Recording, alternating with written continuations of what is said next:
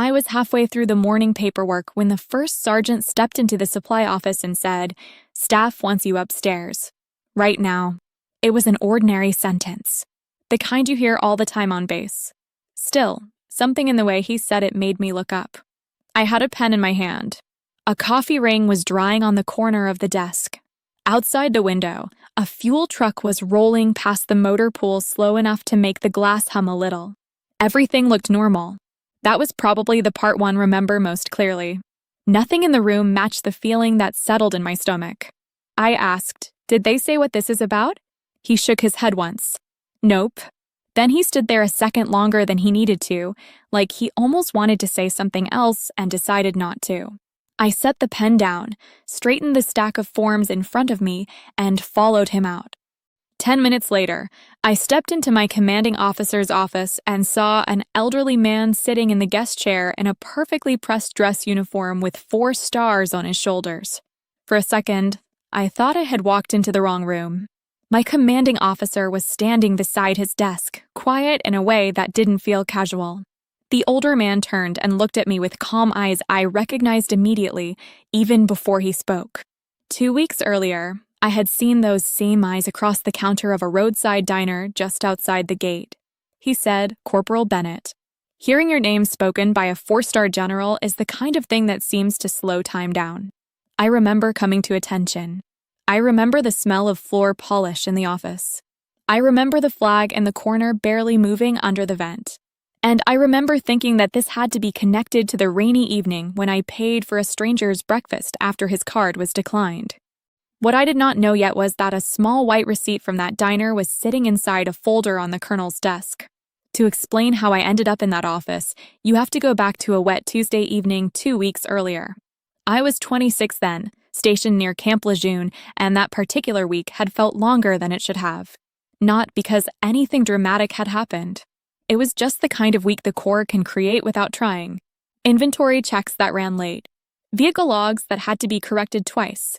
A missing signature on a transfer sheet that somehow became everyone's problem for half a day. By the time I signed out, the sky had gone flat and gray.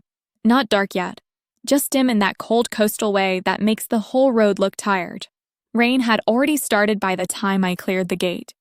It wasn't a storm, just a steady drizzle that glossed the pavement and turned every set of headlights into a long smear of light. I drove a few miles with the wipers ticking back and forth and realized I wasn't ready to go straight home. Some evenings you just need 10 quiet minutes somewhere that doesn't ask anything from you. There was a diner off the highway that a lot of Marines and Navy folks used when they wanted coffee and a place to sit. It had been there for years. The sign buzzed a little. The booths were old. The coffee was strong enough to correct your attitude. I pulled in and parked near a work van with rust along the wheel well. Inside, the place smelled like bacon grease, wet jackets, and burnt toast in the best possible way. There were maybe 7 people spread around the room. A retired couple at a booth sharing pie. 2 sailors at the counter talking about baseball. A man in coveralls reading something folded small in his hands, maybe a receipt or maybe a note.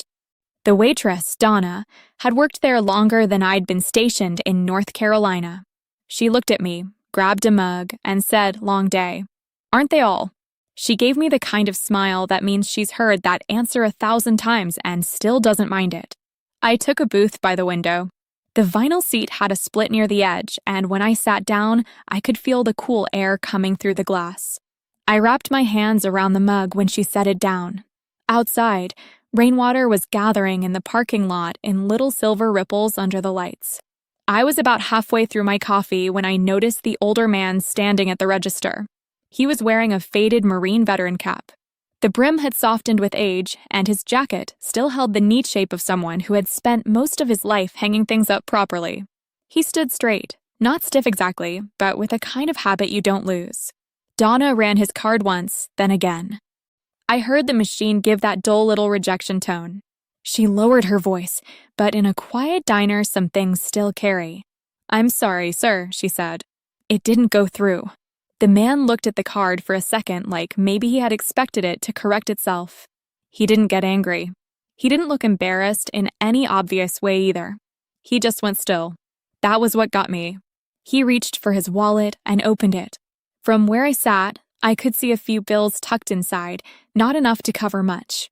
Nobody in the diner said anything, but the room changed a little. People noticed. Then they looked away. I let it sit for about 2 seconds. Then I got up, walked to the counter, and handed Donna my card. "Put his breakfast on mine," I said. The older man turned toward me. Up close, I could see the lines in his face and the kind of steady expression that makes you choose your words more carefully. "You don't need to do that," he said. "It's fine," I told him. "Really." Donna, probably sensing that the only way to keep it simple was to move fast, ran my card before either of us could say anything else. The man looked at me for another second. "You stationed nearby?" he asked. "Yes, sir." He gave a small nod. "Marine?" "Yes, sir." He glanced down at my blouse, then back at my face. "Well, thank you." I shrugged a little. Just didn't seem like something you should have to worry about. That made him study me in a different way. Not suspicious, just thoughtful. Then he said, "What's your name, Corporal?" There was no reason not to answer. "Abby Bennett, sir. Corporal Abby Bennett." He nodded once, like he was putting it somewhere he planned to keep. Then I picked up my coffee, headed for the door, and stepped back out into the rain. At the time, it felt like a small thing.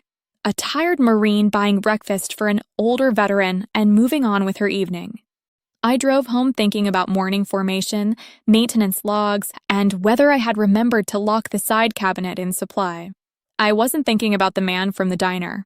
And I definitely wasn't thinking about the fact that 2 weeks later I would walk into a colonel's office, see 4 stars on his shoulders, and realize he had not forgotten my name. Then the week changed. And it changed because of a new major. Then I waited. The new major arrived on a Monday. That was how people referred to it afterward. Not his transfer. Not his assignment. His arrival. Like weather. Like something moving in that would affect everybody whether they liked it or not. His name was Major Collins. I first saw him from across the motor pool just after morning formation. Cold air. Damp concrete. Engines turning over one by one. A row of Marines standing beside vehicles with clipboards in hand, waiting on instructions nobody needed explained twice. He came through with the executive officer and the operations chief, walking at a pace that told everyone else to move a little faster. He was not loud.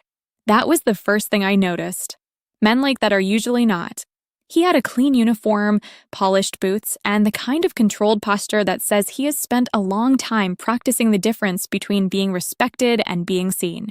At first, nothing happened. That was the second thing I noticed. He just watched. He stopped at one vehicle, asked a corporal a question about a maintenance log, nodded once, and moved on. He checked a line of serialized equipment in supply and pointed out one label that had started to peel from a container edge. Not angry, just exact. "Replace that," he said. "Yes, sir." Then he kept walking. If that had been all, nobody would have thought much about him. Every base gets officers who like details. Some of them are good. Some are exhausting. You learn the difference over time. By Wednesday, people had started speaking about him in lower voices. Not because he yelled. He didn't.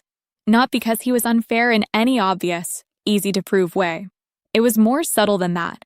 He had a habit of turning ordinary corrections into written matters. A missed initial on a checklist. A number transposed in a logbook. A form routed back for wording that changed nothing. Small things that used to be fixed in 30 seconds were suddenly becoming meetings, notes, signatures, follow-ups. You could feel it spreading. The motor pool got quieter. Jokes dropped off. People checked each line twice, then a third time. Marines started carrying folders more carefully, like paper itself had become dangerous. One afternoon, I was in supply reconciling a hand receipt against the weekly inventory count. The office smelled faintly like toner and dust. The overhead light above the filing cabinet buzzed every few seconds, but never fully gave out. I had one sleeve rolled higher than the other and didn't realize it until Sergeant Molina stepped into the doorway and leaned against the frame. "You hear?" he asked. "Hear what?" Major Collins made Perez redo 3 days of dispatch entries because one line was written in blue instead of black. I looked up. "That's real." Molina gave a dry little laugh. Very real. Perez looked like he was about to age 5 years. He stepped farther inside and lowered his voice. Just be careful. He's the kind that likes records. That was a simple sentence, but in the core it can mean a lot. Not the good kind of records. Not the kind that say you showed initiative or solved a problem quietly before it spread. He meant the other kind. Paper trails. Notes and files. Small things preserved in official language until they no longer felt small. I nodded once. Got it. He tapped the metal cabinet beside him with 2 fingers and left. I went back to the hand receipt and checked every line again. 2 days later, I was called into Major Collins's office. Unexpected office calls have their own kind of silence. The walk there feels longer than it is. Your mind starts sorting through the last few days looking for mistakes. A missing signature. A wrong time entry. A conversation you should have worded differently. His office was on the 2nd floor of the admin building. The hallways smelled like floor wax and old air conditioning. Someone had left a copier box near the stairs. I remember that because I had to step around it, and even then part of me was irritated that I was noticing something so ordinary while trying to figure out whether my week was about to get worse. I knocked. Enter. He was behind the desk with a file open in front of him. Everything on that desk was aligned. Pen parallel to notepad. Folder squared to the edge. Computer monitor angled just enough to be useful and no more. He did not ask me to sit. Corporal Bennett, he said, looking down at the paper. Do you review your reports before routing them? Yes, sir. He slid a document across the desk with 2 fingers. It was one of my supply summaries from earlier in the week. At first glance, I did not see the problem. Then I did. One equipment line had a digit reversed in a reference number. Not the quantity. Not the actual item. Just the reference line used to track it. A mistake, yes, but the kind corrected in seconds. I can fix that immediately, sir, I said. He leaned back slightly. I'm sure you can. There was a pause. Then he said, that isn't the issue. People who enjoy control often say that in calm voices. I stood there with my hands behind my back and waited. He began talking about standards. Attention to detail. Administrative reliability. Representation of command discipline. It went on long enough that the actual error stopped mattering. That was the point, I think. The document had become a stage for something else. When he finished, he opened the folder again and wrote something down. I'll be noting this formally, he said. I kept my face still. Yes, sir. He looked up at me then, maybe expecting surprise or maybe hoping for a defense he could file under unprofessional. I gave him neither. Dismissed. I walked out of the office, down the hallway, and into the colder air outside. The paper itself wasn't career-ending. I knew that. One note wasn't the end of anything. But the feeling of being placed somewhere in another person's system without your consent, that stays with you. Back in supply, I closed the door, sat down at my desk, and pulled the corrected report toward me. Then I did something I had learned from an old gunnery sergeant during my first year in. I made my own record. Nothing dramatic. Just a clean notebook entry. Date. Time. Original issue. Correction required. Whether counseling occurred before formal note. Names present. Exact wording I could remember. That habit had saved more than one Marine from confusion later. I wrote carefully. Then I closed the notebook and put it in the 2nd drawer under a stack of blank transfer forms. Then I went back to work. Over the next week, the pattern continued. A lance corporal in maintenance got written up for a delay that turned out to be caused by a locked parts cage. A driver got counseled over a route log timestamp that was off by 4 minutes.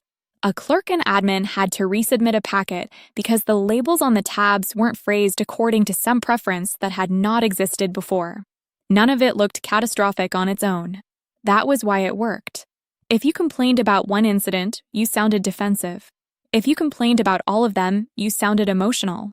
So most people adjusted by becoming quieter. One afternoon, I was checking serial numbers in the cage when Molina came by again. He stood beside me for a moment, holding a clipboard against his chest. The chain-link partition rattled a little when someone shut the outer door. He called in Jensen too, he said. For what? Wrong heading on a memo. I looked up from the equipment tag in my hand. That's not leadership. Molina glanced toward the hall and lowered his voice even more. No, it's collection. That word stayed with me. Collection. That was exactly how it felt. Not correction. Not mentorship. Not even discipline in the useful sense. Just accumulation.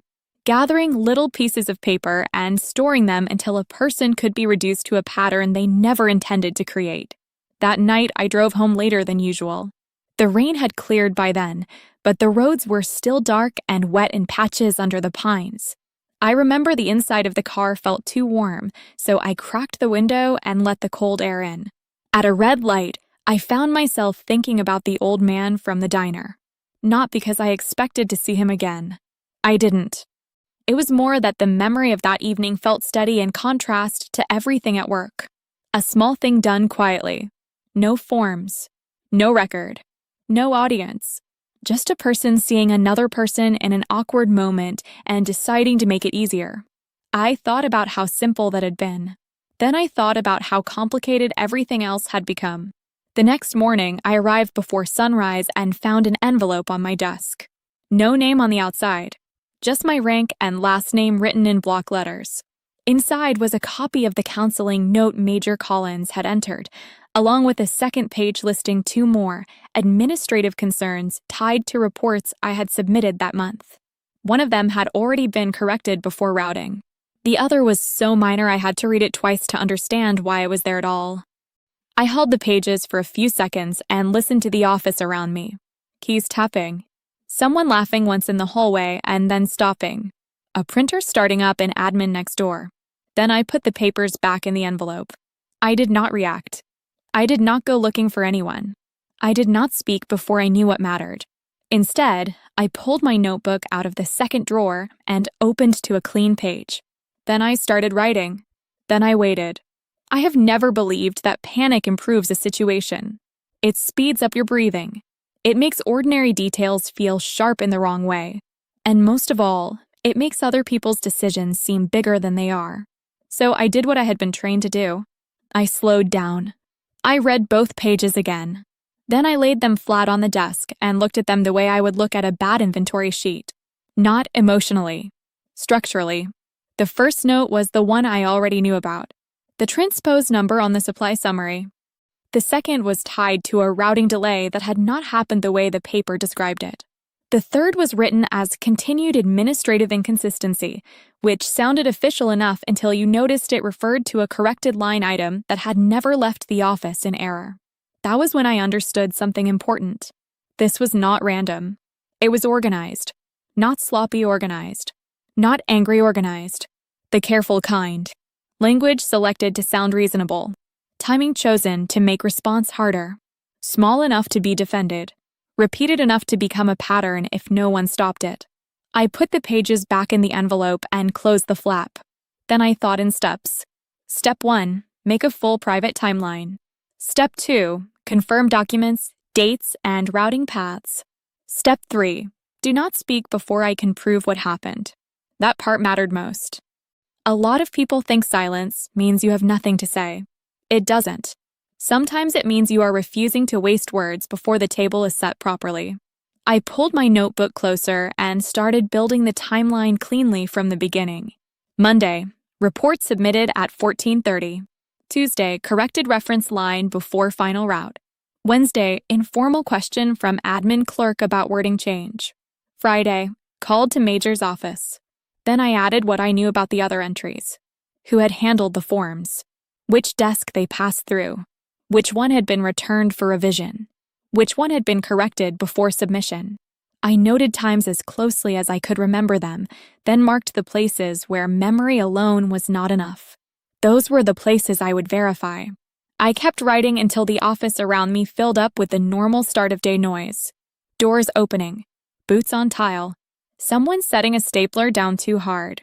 At 0735, Sergeant Molina stepped into supply carrying a clipboard and a travel mug. He looked at me once, then at the envelope on my desk.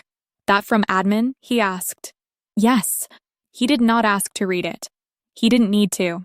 He had probably seen enough versions of the same thing already. He set his mug down near the printer and said, "You okay?" "I'm fine." He studied me for a second. You don't look rattled. I'm busy. That got the slightest smile out of him. He nodded toward the envelope. Anything useful in there? Useful. I said. Yes. That made him pause. I closed the notebook before he could look down at it.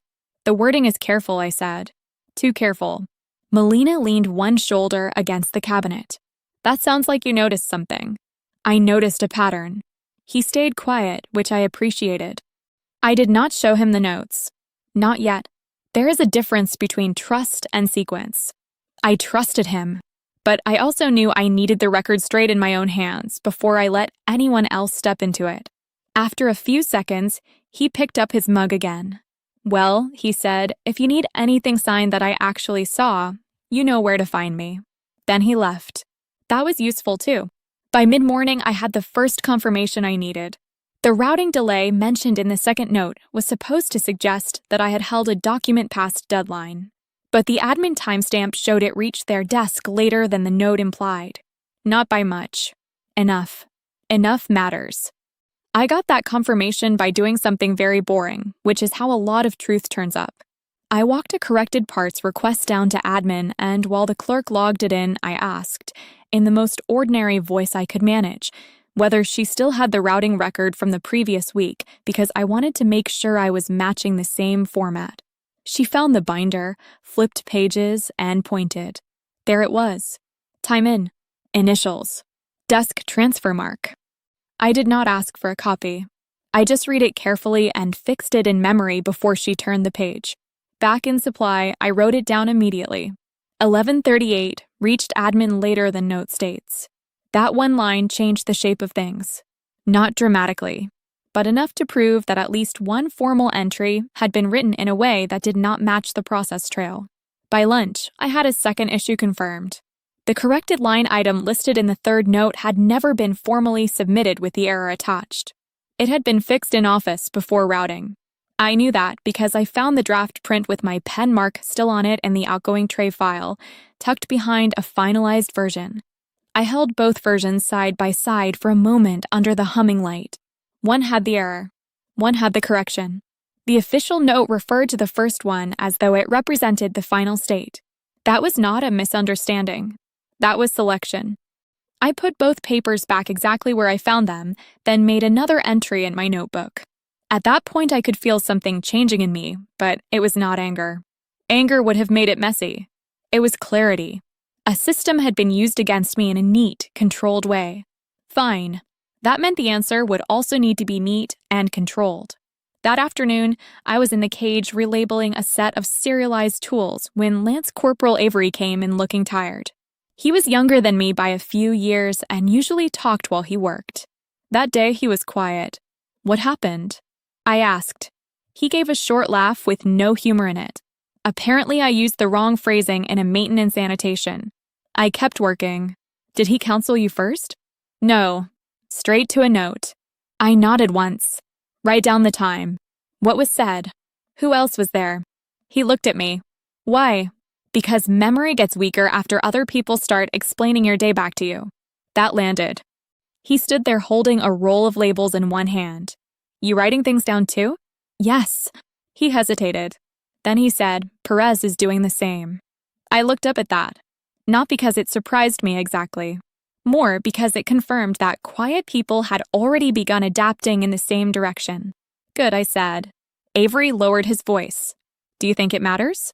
I set the label gun down carefully before I answered. Yes, I said. Records matter. That cuts both ways. He nodded, took the labels he came for, and left. That was the first moment I understood I was not the only one seeing the structure. Others felt it too. They had just not said it out loud. Later that day, as offices started thinning and the hallways got quieter, I opened my notebook again and made the timeline cleaner. Not just my entries. Other incidents I had directly observed. Dates. People. What kind of issue? Whether correction was offered before paperwork. Whether the mistake affected anything real. When I finished, the pattern on the page was impossible to miss. Small administrative issues. Immediate formal documentation. Little or no prior counseling. Junior Marines mostly. Nothing loud enough to trigger alarm by itself. That was when Sergeant Molina came back. He shut the door behind him this time. That got my attention. He stood near my desk, looked once toward the small office window, and said, "I heard Collins asked admin for copies of junior personnel jackets this morning." I sat back slightly. All of them. Not all. Enough. That was not good. A personnel file doesn't need to be destroyed to be shaped. Sometimes all it takes is repetition. Enough notes placed close enough together, and somebody higher up, months later, starts assuming there must have been a real issue because the paper says so. Molina looked at the closed notebook on my desk. "You building a record?" he asked. This time I said yes. He nodded like he had already known. "Then do it right," he said. "Dates. Names. What you personally saw. Nothing you can't back up." "I know." He was quiet for a second. Then he said, "There's one more thing." I waited. He lowered his voice. "Colonel Mercer's office called earlier. Collins is briefing him at the end of the week." That changed the pace. Not because I needed drama. I didn't. But because briefings turn patterns into official impressions very quickly. Once the wrong version reaches the right desk, you spend the next month trying to walk it back. I looked at the clock on the wall. Thursday. End of week briefing meant Friday. One day, Molina watched my face, maybe expecting some visible reaction. I gave him none. Instead, I opened the notebook again and turned it toward myself. "Then the sequence is simple," I said. He waited. "First, I finish the timeline. Second, I verify what can be verified tonight. Third, I decide who needs to see it before that briefing." He nodded slowly. "That," he said, "sounds like a plan." "It is." He picked up a loose form from the corner of my desk, set it back down in a straighter line, and headed for the door. Before he opened it, he looked back once. "For what it's worth," he said, "you're handling this better than most people would." I gave a small shrug. Most people think noise is strength. Molina's mouth shifted like he almost smiled again. "Yeah," he said. "It usually isn't." After he left, I stayed at the desk until the building went quiet. The light outside turned from gray to that dull blue that comes just before dark. Somewhere down the hall, a copier ran once and stopped. The air conditioner clicked on, then off again. I made 3 clean piles. What I knew, what I could prove, what I still needed. Then I reached for the office landline and called the one person outside my section who had handled one of the disputed reports before it was routed forward. The phone rang twice. When she answered, I said, "Ma'am, this is Corporal Bennett in supply. I need to ask you about a timestamp." Then I waited. The clerk on the other end of the line was Staff Sergeant Keene from Admin Control. She had one of those voices that always sounded half a step ahead of the room. Efficient. Not cold, just careful. "This is Keene. Staff Sergeant, this is Corporal Abby Bennett in supply." A short pause. "Go ahead." "I'm trying to verify the route timing on a packet from last week before I rebuild a submission trail. I wanted to confirm when it actually hit admin." I kept my tone plain. No tension in it.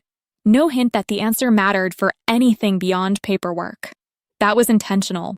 People are more honest when they believe they are helping with something boring. I gave her the control number. I heard papers moving. Then keyboard clicks. Then another pause. "Received at 11:38, she said. "Logged to review after lunch." "Thank you, Staff Sergeant." "You're rebuilding the whole route?" "Yes, ma'am." "Good habit." That was all she said, but it stayed with me after I hung up. Good habit.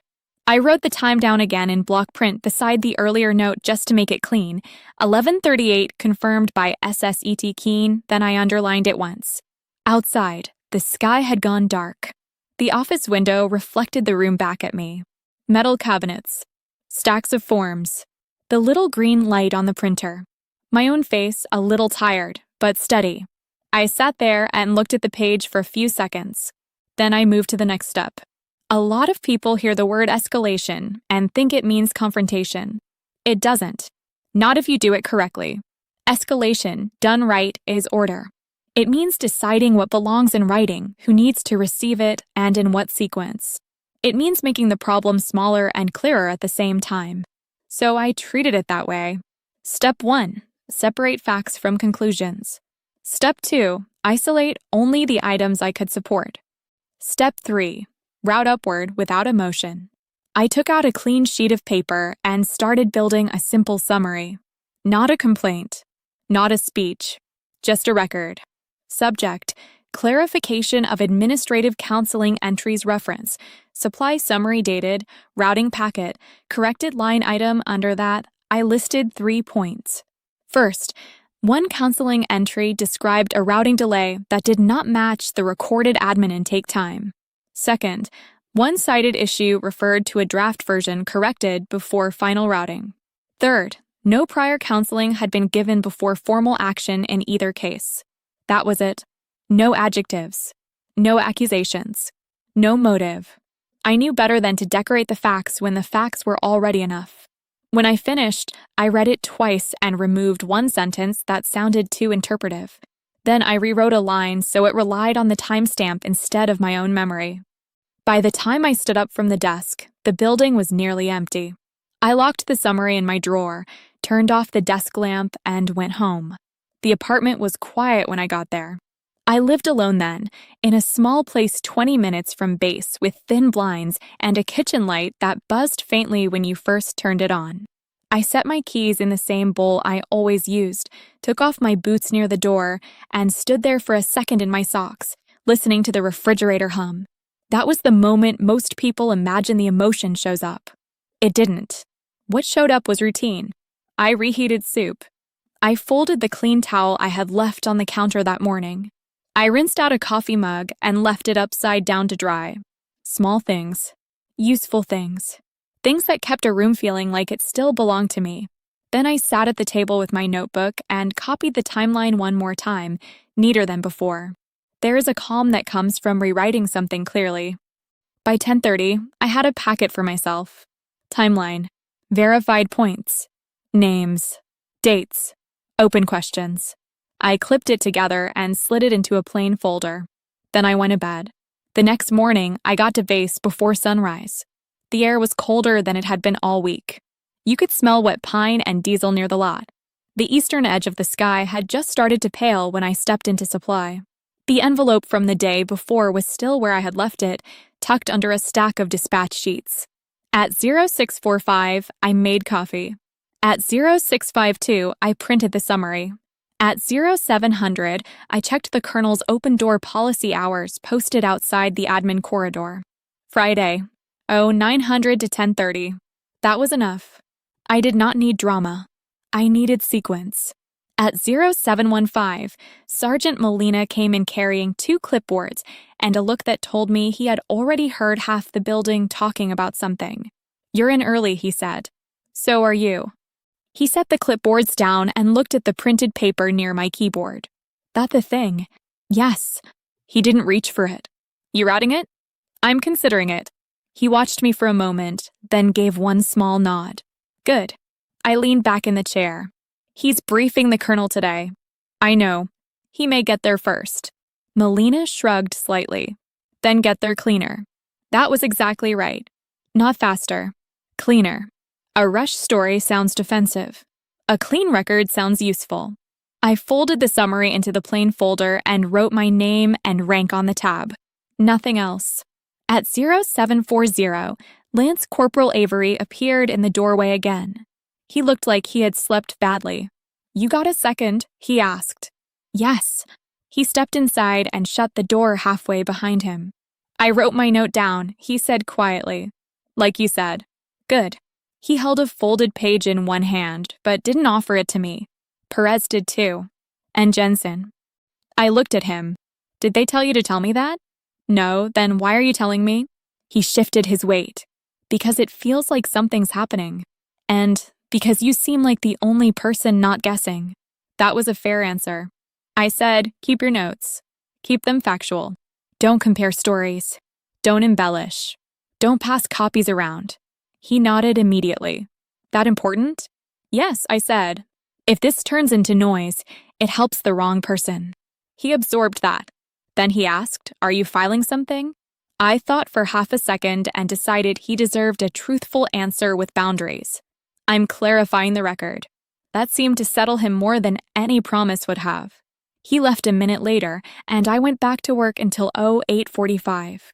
Then the phone rang. Internal line. I picked it up. Supply. The voice on the other end belonged to Captain Ellis from headquarters. Corporal Bennett? Yes, sir. Report to the colonel's outer office at 0915. I looked at the clock. Yes, sir. That's all. The line clicked dead. I set the phone back in its cradle and stared at it for a moment. No explanation. No reason given. That phrase again. Report. Not requested. Not invited. Report. Melina, who had been signing a maintenance transfer at the side desk, looked up immediately. What was that? Headquarters. 0915. He was quiet for a second. You expecting that? No, he studied my face. You still going to carry the folder? Yes. That answer came out before I had to think about it, because by then I understood something that had not been clear 24 hours earlier. This was no longer just about protecting myself from a bad note. It was about making sure the right version of events existed before someone with rank turned a narrow story into an official one. At 0905, I checked my uniform in the metal cabinet reflection, straightened the front, smoothed the folder once with my palm. Then I walked out. The route from supply to headquarters cut across the center of base. Vehicles moved through the service road in slow bursts. A forklift beeped somewhere behind the maintenance bay. 2 Marines near the comms building stopped talking when I passed, not because of me specifically, but because that was the kind of week it had become. Everyone seemed to sense pressure moving through the command, even if they didn't know where it would settle. The headquarters building was red brick, clean lines, narrow windows. Inside, it smelled faintly of paper, coffee, and floor wax. The civilian receptionist at the outer desk looked up when I stepped in. Corporal Bennett? Yes, ma'am. She gave a small nod. Have a seat. They'll call you in. I sat. Across from me, a framed photograph of a deployment ceremony hung slightly crooked. Somewhere deeper in the hall, a phone rang twice and stopped. Boots passed once, then again. I set the folder on my lap and kept one hand over it. Then the side door opened. Major Collins stepped out of the colonel's office carrying a leather binder. He stopped when he saw me, only for a second. But I saw it. The pause was small. His expression stayed composed. Still, something behind it shifted. Surprise, maybe. Maybe calculation. Corporal Bennett, he said. Sir. He glanced at the folder in my lap and then back at my face. Here for something? I kept my voice even. Ordered to report, sir. He held my gaze for a second longer than necessary. Then he gave a faint nod. I see.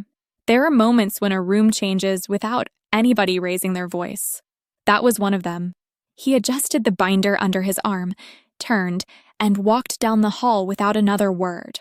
I watched him go.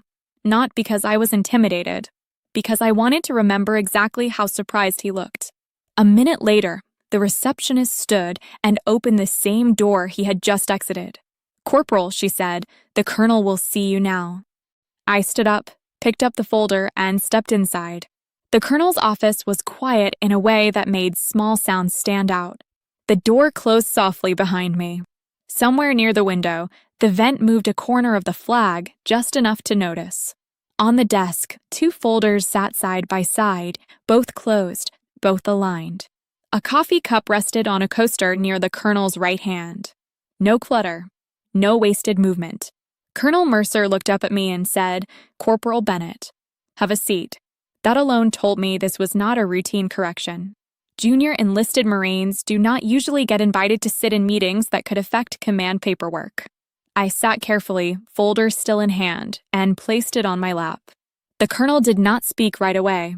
He studied me for a second with the kind of neutral expression senior officers practice over years.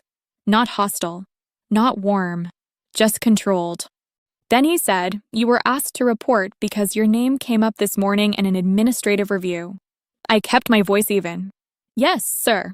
He rested one hand on the folder nearest him. Before we go any further, I want to ask you a simple question. Do you believe the recent counseling entries placed in your file accurately reflect your performance? It was a direct question, and because it was direct, it deserved a direct answer. No, sir. He nodded once, not reacting much at all. Do you have a basis for that answer? Yes, sir. That was when I lifted the folder from my lap and placed it on the desk in front of me. I brought a record, I said. The colonel's eyes shifted to the tab, then back to me. Open it. So I did. I slid the summary page forward first, then the clean timeline beneath it. No speeches. No explanations that were not asked for. I kept my hand still and my voice low. Sir, 3 entries were used to suggest a pattern of administrative inconsistency. I reviewed the underlying events. One-sided delay does not match the intake timestamp logged by admin control. One-sided line item refers to a draft corrected before final routing. In both cases, no prior counseling was given before formal documentation. The colonel looked down at the summary and read the first page all the way through. He didn't rush. That helped me settle even more. After a few seconds, he asked, "You prepared this yourself?" "Yes, sir." "When?" "Last night and this morning, sir." He turned to the timeline, scanned the dates, then paused over the note that referenced Staff Sergeant Keene. "Did you verify this intake time directly?" "Yes, sir." I confirmed it with Staff Sergeant Keene and cross-checked the routing binder. Colonel Mercer leaned back slightly in his chair. Still calm. Still unreadable. Then he asked, "Why didn't you bring this to your immediate chain before now?" That was a fair question. "Because I wanted the record clean before I spoke, sir." Something changed in his face then. Not much. Just enough to suggest that answer had landed the right way. He closed the folder halfway and folded his hands. "Major Collins briefed me this morning," he said. He described a growing pattern of avoidable administrative problems among several junior Marines, including you. I said nothing. That silence was deliberate. I had learned by then that once facts are on the desk, the urge to defend yourself usually does more harm than good. The facts can stand if you let them. The colonel continued. He characterized his actions as corrective leadership. "Yes, sir." "You do not agree?" "No, sir." Another pause. Then he asked, "Would you describe your interactions with Major Collins as unprofessional?" That was the kind of question that traps people who answer emotionally. So I did not. "No, sir," I said. "I would describe them as formal." The colonel looked at me for a moment longer. "That's a careful answer, Corporal." "Yes, sir."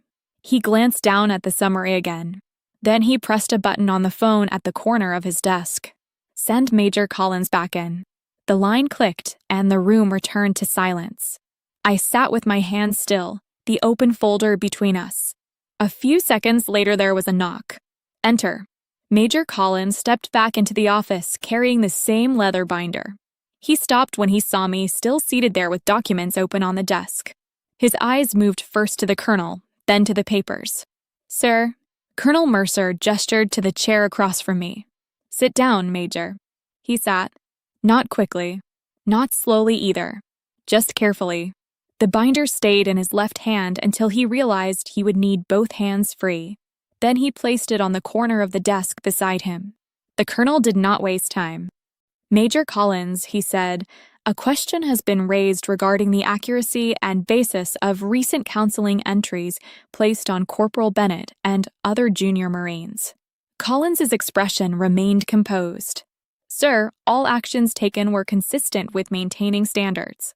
Colonel Mercer tapped the summary page once. "Then let's keep this very clear." He slid my first sheet across the desk toward Collins. "This summary states that one-sided routing delay does not match admin intake records. It also states that one-sided discrepancy refers to a draft corrected before final routing. Do you dispute either point?" Collins picked up the page and read it. His face did not change much, but I noticed one thing immediately. He was no longer looking at me, only at the paper, then at the colonel, then back to the paper. "Sir," he said, "my understanding at the time was that the administrative pattern warranted documentation." The colonel's voice stayed calm. "That is not what I asked." Collins paused. "Then, I would need to review the underlying routing details again, sir." The room got quieter after that. There is a difference between confidence and control. When confidence cracks, people often start talking more. When control cracks, they start narrowing their answers. Colonel Mercer opened the second folder on his desk. I had not noticed the label before. It was turned slightly away from me, but I could tell it held more than one document. Let's review them now, he said. He turned to me first. Corporal Bennett, the intake time you referenced. 11:38, sir. Confirmed by Staff Sergeant Keene and reflected in the admin routing binder. He nodded once, then turned back to Collins. Your counseling entry implies delayed routing before that point. Collins sat straighter. That was my understanding based on the total handling time, sir. Was that distinction written into the counseling entry? A pause. No, sir. The colonel let that sit for a moment. Then he moved to the second issue. The corrected line item. Were you aware the draft had been fixed before final routing? Collins hesitated again, and this time the answer took longer. I was aware there had been a discrepancy in the reporting process, sir. That is also not what I asked. No, sir. Were you aware the final routed version was corrected? Another pause. I had not reviewed both versions side by side, sir. That answer mattered. Not because it was dramatic. Because it defined the problem properly. He had documented a final judgment without reviewing the final state. Colonel Mercer closed the second folder and set both hands on top of it.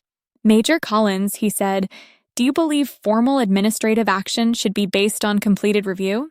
Yes, sir. Do you believe counseling should distinguish between draft error and final submission? Yes, sir. Do you believe a routed delay should be described precisely if it is going to be entered into a Marine's record? Yes, sir. The colonel nodded once. Good. Then we agree on the standard. No one spoke. Outside the window, I could see movement on the parade road. A truck rolled past slowly. 2 Marines crossed from one building to another carrying stacked crates. Ordinary base movement. Inside the office, everything felt very still. Then Colonel Mercer turned one more page inside the second folder. Major Collins, he said, you also described these actions as part of a broader command concern.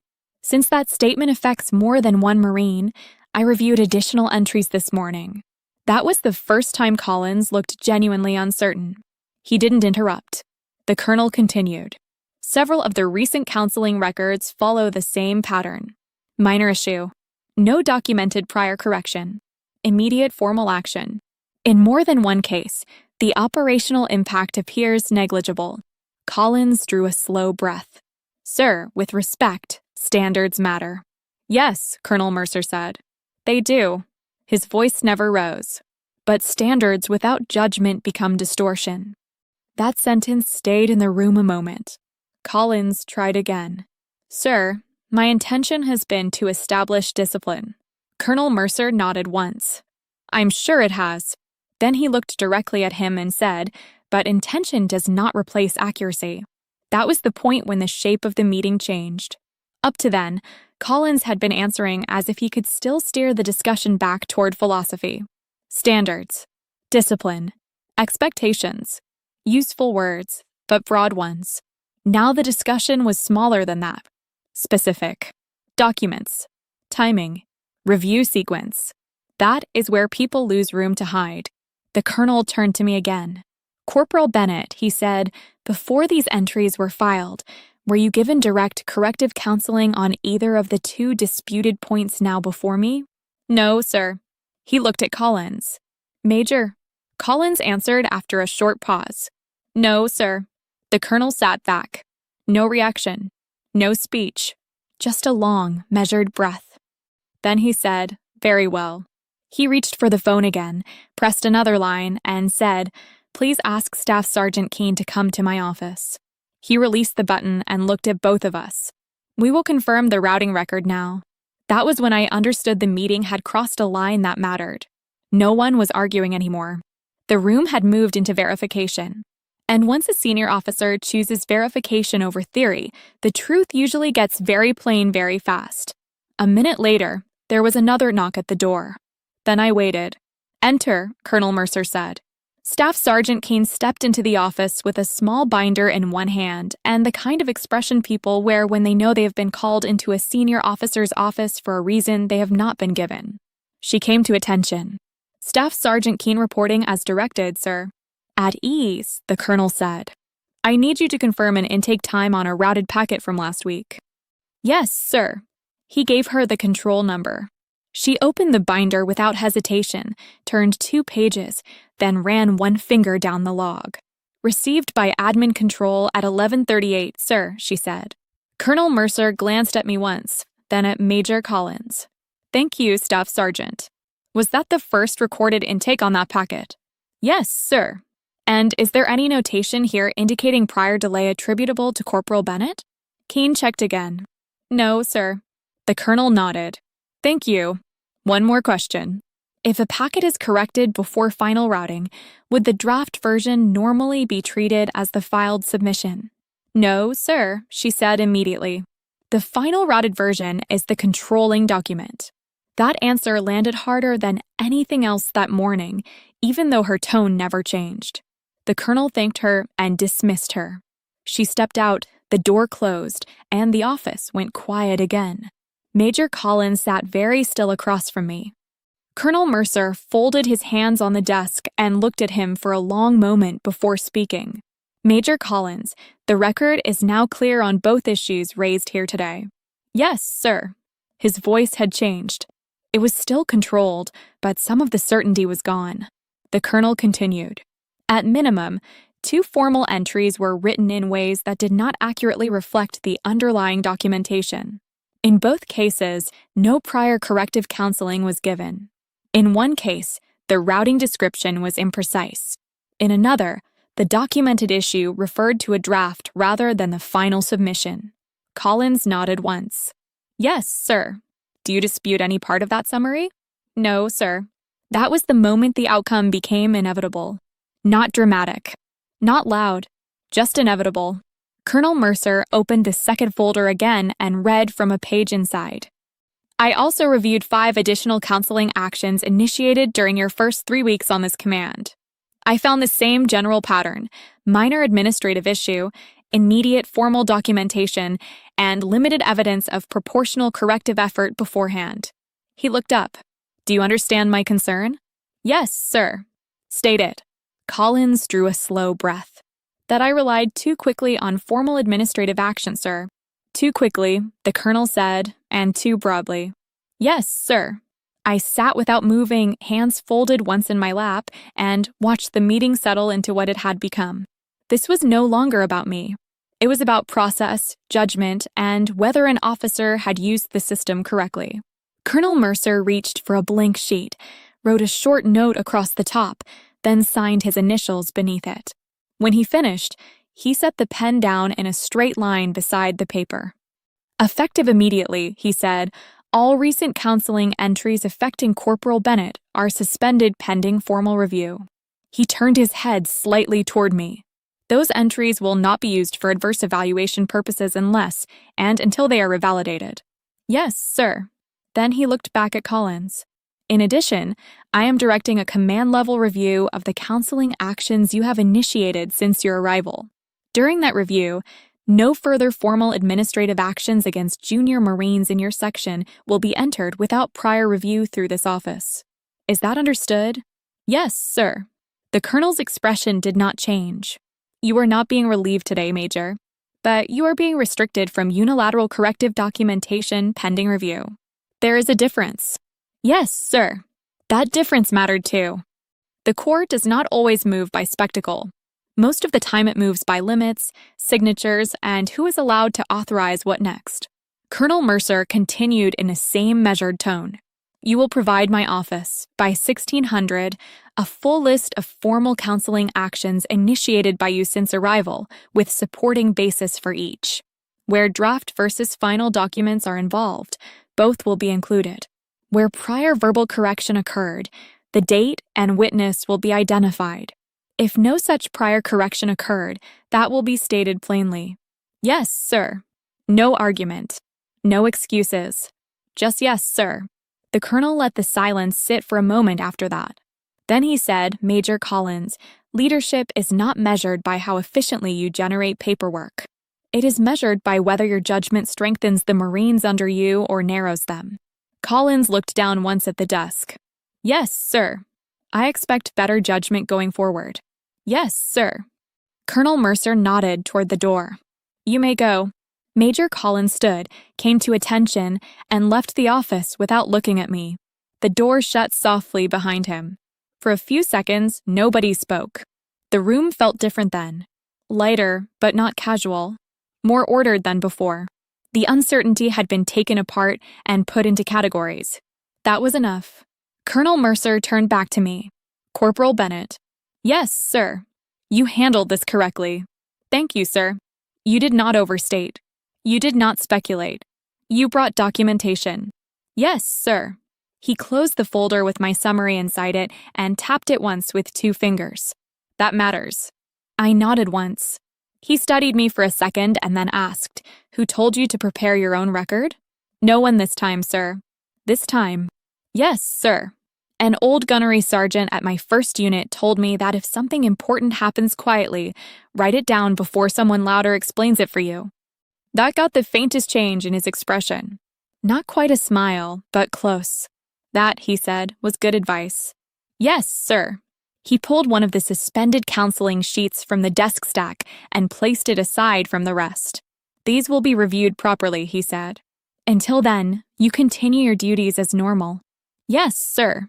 Then he added, and Corporal Bennett? Sir, if anyone asks about this conversation, you do not discuss the review process with the unit. You simply say the matter is being handled through command channels. Understood? Yes, sir. That was also fair.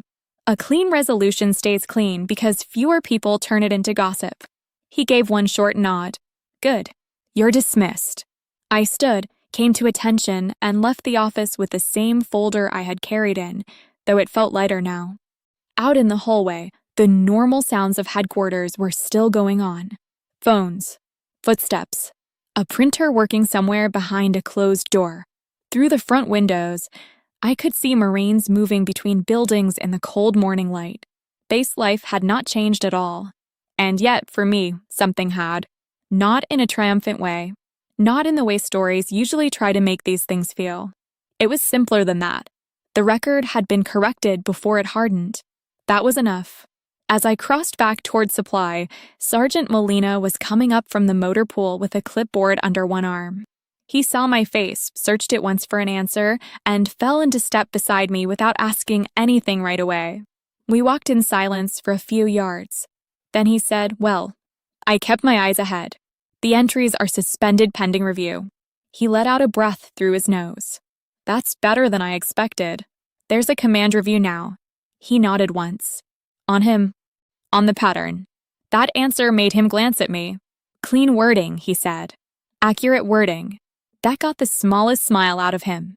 When we reached the supply office, he stopped at the door. People are going to ask.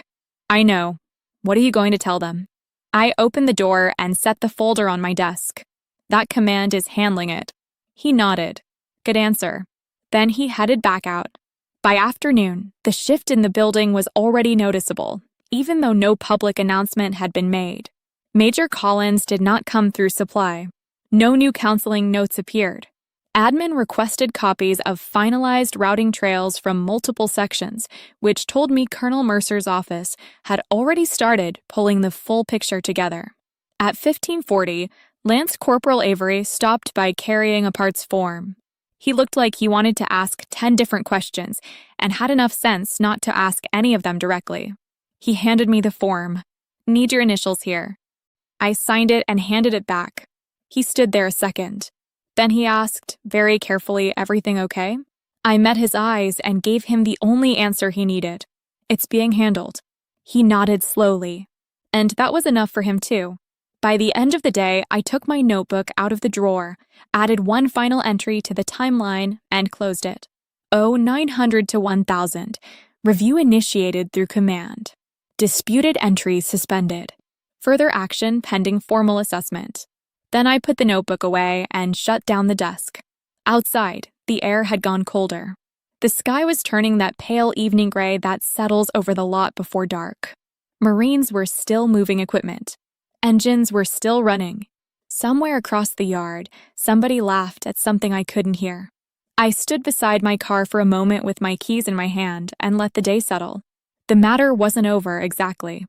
Reviews take time. Files move. Statements get read. Quiet corrections are still corrections, and they still have weight. But the truth was now in the system where it belonged. And once that happens, a lot of things stop being guesswork.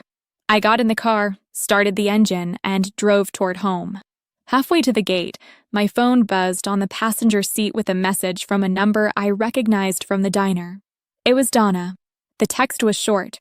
That older veteran was back this morning. Asked if you were doing all right. I looked at the message at the red light, then set the phone face down. Then I waited. That message sat with me the whole drive home. Not in a heavy way. More like a quiet weight you don't mind carrying. The light at the intersection changed, and I drove the rest of the way with the phone face down beside me, the heater running low, the sky fading toward evening over the highway. Traffic was light. A pickup stayed in front of me for 3 miles with one brake light out. At the gate, the guard waved me through without much expression, and then I was off base, heading back to my apartment with the day finally starting to feel real. When I got home, I unlocked the door, stepped inside, and set my keys in the bowl by the wall.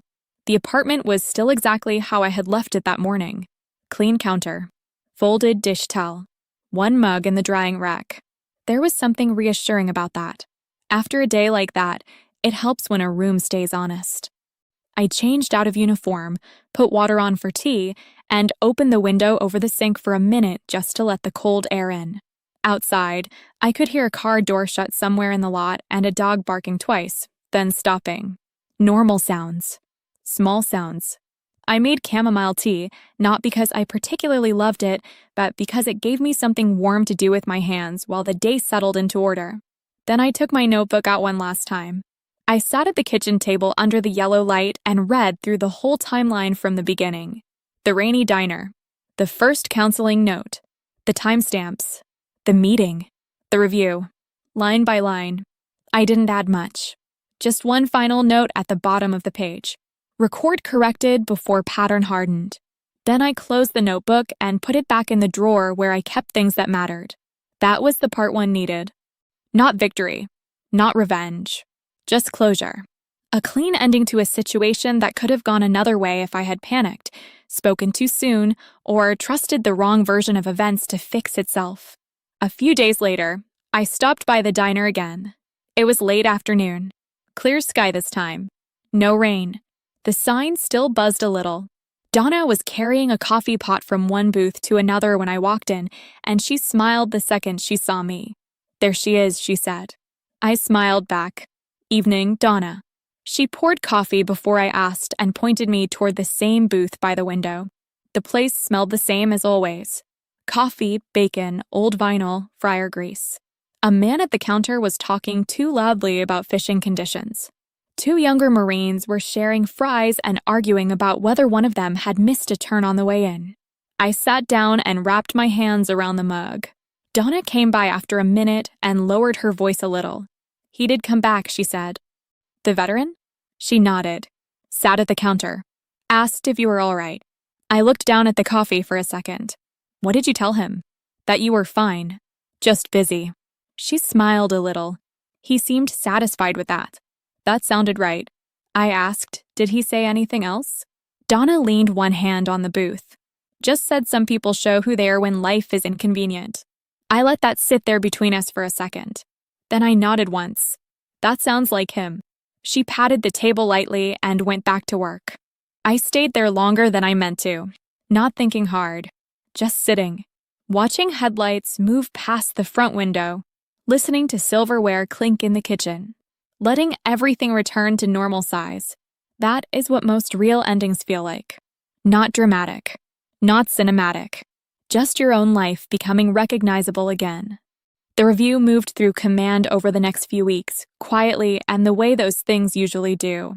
I never asked for details I didn't need. I did my job. I kept my record straight.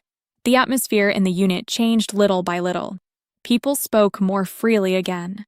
The motor pool sounded like itself. Corrections still happened, because that is part of military life, but they started sounding like leadership again instead of collection.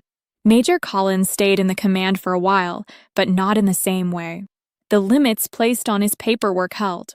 Other eyes were on the process now. That mattered more than any rumor would have.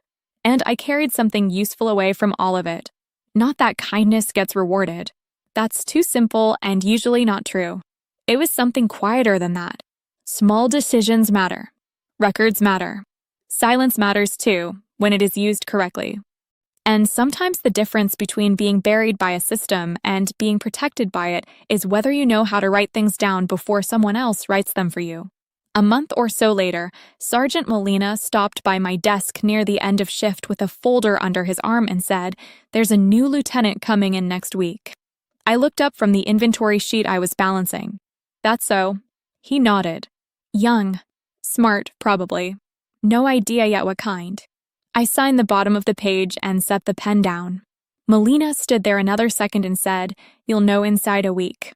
He was probably right, because by then I had learned that you do not really judge people by what they say when everyone is watching. You judge them by the little things: how they correct someone, how they carry authority, how they behave when nobody important seems to be in the room. I thought about that after he left. There is always another person coming into a system. Another situation, another small moment that tells you more than the official version ever will. Maybe it's a new officer. Maybe it's a nervous young Marine who needs someone to tell him to keep his own notes.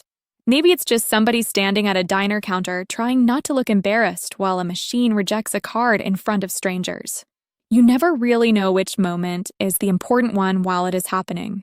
You just decide you're going to be in it. That was enough for me. Later that evening, I got home, washed the mug I had taken to work, straightened the mail on the counter, and made tea again. I stood in the kitchen while the kettle cooled, looking out through the dark window over the sink at my own reflection and the faint parking lot lights behind it. Everything was quiet, ordered, mine, and that felt like the right place to leave it. If this story stayed with you, I'd be glad to have you here again. Please like and subscribe if you enjoy calm, real-life stories like this one. And when you leave a comment, tell me which city you're listening from and what time it is there right now. I always like seeing where people are hearing these stories from. 2 popular stories will be waiting for you next, and I think you'll really enjoy those too.